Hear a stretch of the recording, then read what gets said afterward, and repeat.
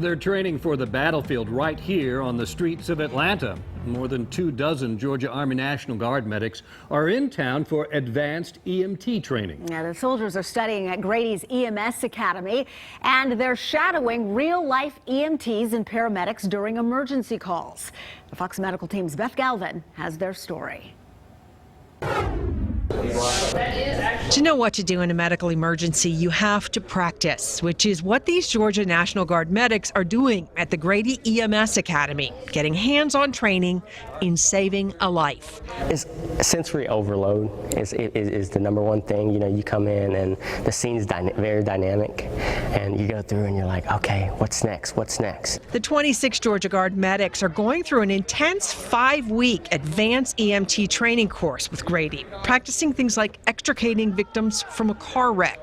It's making sure just, do the right thing at the right time. Don't let go of the patient and let him fall or something like that. And, making sure that the patient is going to get out safe.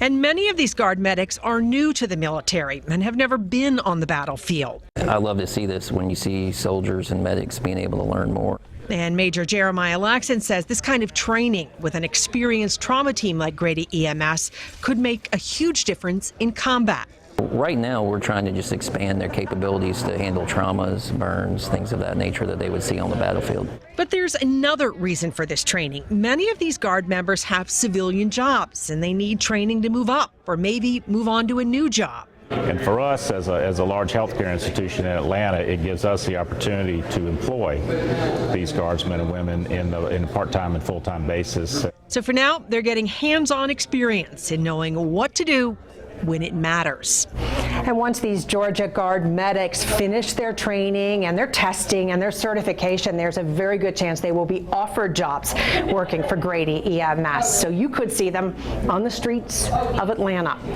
For the Fox Medical Team, I'm Beth Galvin.